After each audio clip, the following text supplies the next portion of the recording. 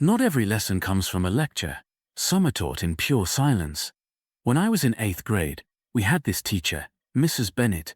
Everyone called her strict, some even called her cold. She never smiled much. She always wore plain cardigans and sensible shoes. If you forgot your homework, she didn't yell, but her silence made you wish she had. One rainy Tuesday, we had a surprise math test. I remember because I hated math. It just never made sense to me. The numbers floated around in my head like pieces that wouldn't fit.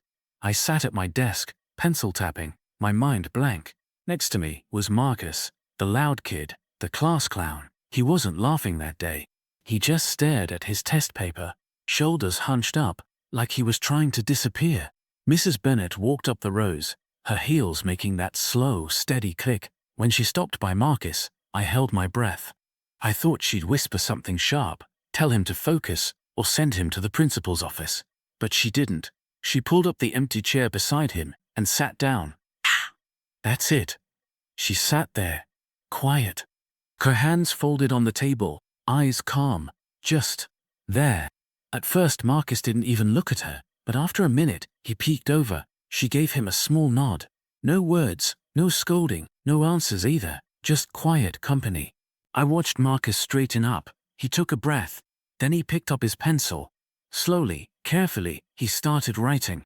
What? Mrs. Bennett sat there the whole time. Maybe 10 minutes. She didn't help him cheat. She didn't give him the answers. She gave him something else. The feeling that someone was there, even in the stuck moments. When she stood up to move on, Marcus kept writing.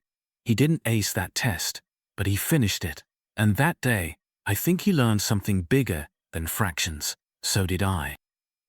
I learned that sometimes the best teachers teach without saying a single word.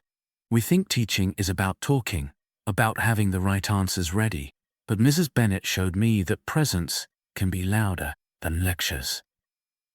Sometimes, just sitting beside someone in silence can give them the courage to keep going. A quiet chair pulled up next to you can mean, I'm here, I see you, keep trying. And sometimes, that's all we really need. In this story, I used the phrase, hold my breath. When you hold your breath, it means you're waiting, worried, tense, like you're bracing for something bad. That day, when Mrs. Bennett stopped by Marcus, I held my breath because I expected trouble. But instead, she showed that silence can break tension too. So next time you hold your breath for something scary, maybe remember her calm chair instead. Have you ever had a teacher, or anyone, whose quiet support helped you do something hard? Share your story in the comments. I'd love to hear it.